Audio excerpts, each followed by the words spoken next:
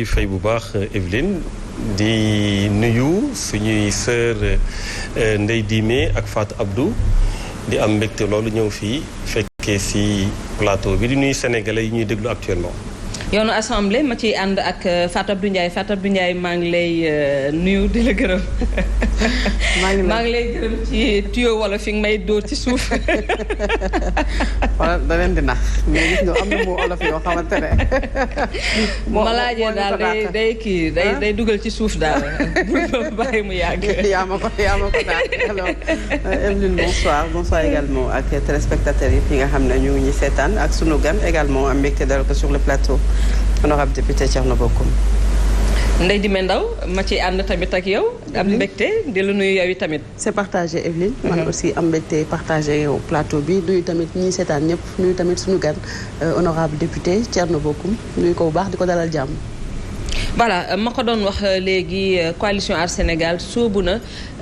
ci lii di campagne électorale bi gannaaw ba ñu ko nangulee ay parrainage mu nekk loo xam ni peut-être xaaruñu ko woon ci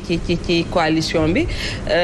fan ngeen jaar ak épreuve bu metti bi ci ñu bëri yéen ngeen ñëw rek jàll du fis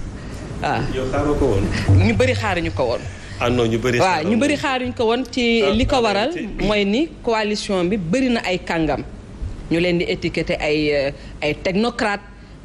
ñu am étiquette yu bëri yoo xam ne ñu ngi koy teg ci ñi ngànk coalition bi mu waaye ñi ci ëpp ci ñoom boo xoolee seen ginnaaw gi mbandangul de.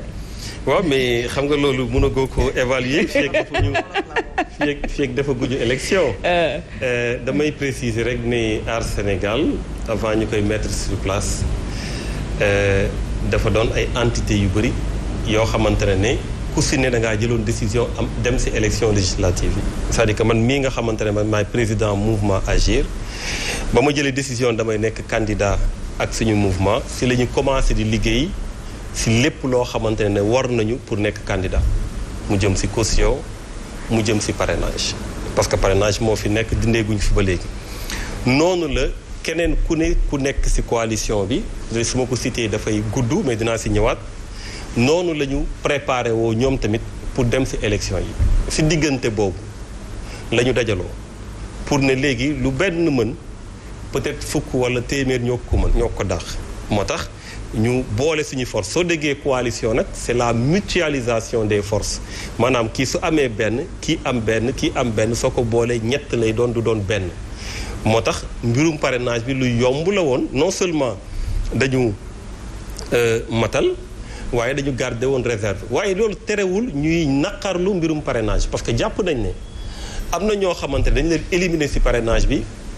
ñëpp xam nañ ne mën nañu am parrainage parce que système bu ñu koy defee ak façon bu ñu koy defee baaxul même su dee filtre la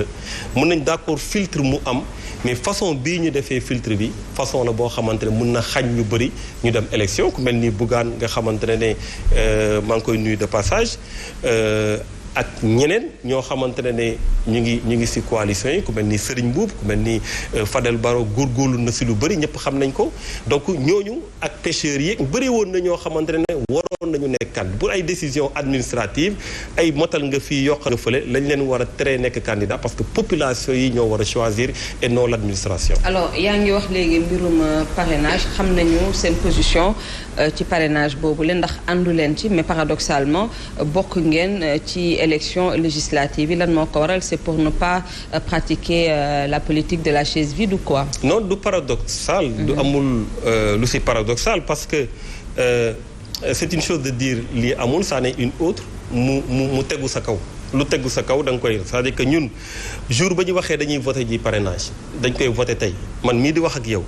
ak Thierno Alassane bi nekk suñu coalition su ma tuddee suñu waa coalition rek ñu ngi woon fi commissariat central ñu tëj ñu fa parce que dañoo manifester ni ku nekk kii parrainage warul am mais dès l'instant que voté nañu ko dafa doon loo xam ne dafay imposer wu bokk sur les conditions sine qua non yu war a mën a tax nit nekk candidat donc su dee da ngaa bëgg a nekk candidat am na loi yu ko tënk yu ko tëral loi yooyu parrainage dafay bokk fii ak parrainage jógewu fi da ngay obligé respecter ko comme ñun dañoo bëggoon nekk candidat il fallait nécessairement ñu respecter parrainage mais teewul ñu wax suñu xalaat mooy parrainage bi ni ñu koy defee du lu gën pour démocratie du lu baax pour démocratie. Fatou Abdou Ndiaye. alors après vote loi bi honorable gis nañu décision bi jógee cour de justice bu CEDEAO nga xamante ne tey moom moo sut li nga xamante ne moom mooy loi bi ñu fi voté da ngay rappeler li leen daloon keroog ba ñu koy voté est-ce que combat bi dëggantaan Aar Sénégal def na ko peut-être même su fekkee ne bokku ci mais mu xeex pour que parrainage boobu ñu fexe ba yëg sénégalais yi ne yéen xeex ngeen pour parrainage bi ñu dindi ko ci élection législative yi. non foog naa ne su ñuy wax ci mbirum parrainage bi su ñuy cité Aar Sénégal soo siy teg yeneen du bëri de si ñu jàll. du ma ne nag amul waaye ñun ñooy coalition boo xamante ne c'est vérifiable ba ñu jàllee parrainage teewul ñuy continuer di wax ne parrainage baaxul teewul ñuy condamner le fait que ñenn ñi ma la cité léegi ñu tere leen dem élection parce que tout simplement parrainage moo tax dañ ko def ay communiqué dañ ko wax ci plateau. dañ ko wax sur des communiqués tout simplement. aussi honorable sur des non waxuñu loolu. mais gis nañu ne attitude bi ngeen doxalee sur des communiqués parfois sur les plateaux bu ñu leen interpellé alors que am na ci ñoo xamante ne peut-être position bi ñu jëloon moom moo gën a ferme position bu Aar Sénégal jëloon. te pourtant am na ñu jàpp ne parrainage bi bu jàllee pour ces élections législatives comme déjà ni mu jàllee demain mën na nekk prétexte pour le pouvoir ñu wax une troisième candidature du président de la République Macky Sall. mais c'est un élément de langage su ma la xamul woon si sa perspicacité damay naan élément de langage bi nga sàccee si ñun la parce que ñun loolu ñoo ko wax. ñun ñoo wax na ne lu ñu moo tax ñu ne il faut être dans sur les combats de principe en réalité. bëri na ñoo xamante ne mosuñu wax waxu parrainage mais da nga leen di citer. loolu mooy dëgg parce que jàpp nañ ne ñoom tollu nañ foo xam ne mbirum parrainage du nekk ci seen affaire. mais problème bi mooy suñu bàyyee parrainage mu ko ne demee ku ñu jàpp ne doo jàll élection présidentielle kon bul wax dara soo ko kaasul woon avant. donc question de principe doo xool situation bu la arrangé ak bu la arrangé wu da nga koy xeex rek soo ko waree xeex donc jàpp nañ ne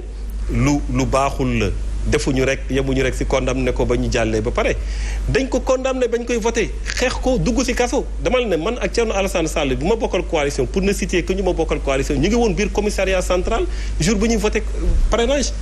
teewul ñu ñëpp ku ci ne séparément yeneen ñu nekk ci coalition bi yëpp séparément yaa ngi wax ne parrainage bi baaxul ba jour ba ñuy jàllale ba ñu jàllee tamit teewul ñu continuer di wax c'est un combat de principe. Et comme nous sommes sur les principes jàpp ne on a été ferme on a fait ce qu'on pouvait pour que parrainage du jàll te bés bu ñu amee pouvoir changer loolu dinañ ko changer. mais est-ce qu'il faut tout le temps se limiter tout simplement par dénoncer ko noonu parce que quand je dis que il faut être ferme dañu gis ay coalition yoo xam ne certes ñoom bokkuñu xam nañu ne bokkuñu mais dañu dem même introduire des recours au niveau du conseil constitutionnel parce que gis nañu doxalin bu ñu jàpp ne coalition Benno Bokk Yaakaar mi ngi koy doxalee baaxul mais gisuñu benn recours bu Aar Sénégal. lan moo expliqué loolu parrainage bi le processus par rapport ak la liste de Benno Bokk Yaakaar gisuñu peut-être benn recours bu coalition Aar Sénégal. non xam nga en droit dafa am lu ñuy wax l'intérêt à agir. du ku ne mooy mën a def recours la preuve am na recours yoo xam ne ça a été jugé ça n'a pas été rejeté ça n'a même pas été étudié ça a été jugé irrecevable parce que ñu ko waroon def waruñu ko def wala da ngeen bëgg ñu ñuy def recours bu irrecevable ñu ne ñu si irrecevable pour rek ñu ne def nañu recours non amuñu woon ñun pour def recours si mbirum parrainage pour mbirum Benno Bokk Yaakaar si li nga wax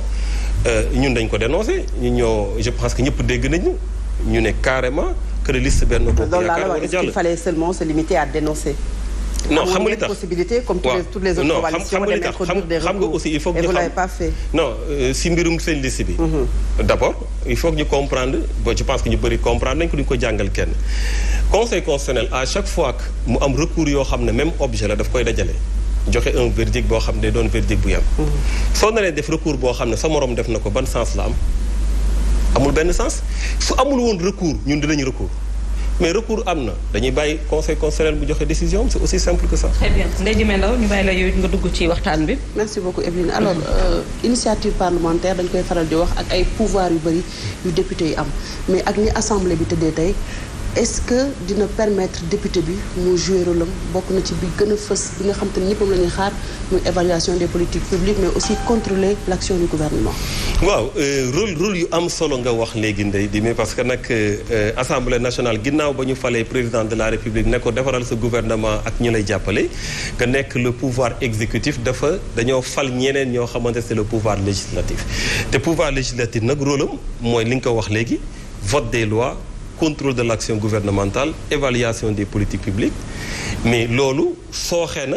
du rek législature bii nii yeneen législature yëpp la sooxee rawatina ñaar yu tegaloo yu Benno Bokk Yaakaar yi dañ koy leeral ñaar yooyu moom mënuñu def bilan moo tax waxu réalisation président rek lañ fi nekk di wax defuñu bilan parce que mënuñu def bilan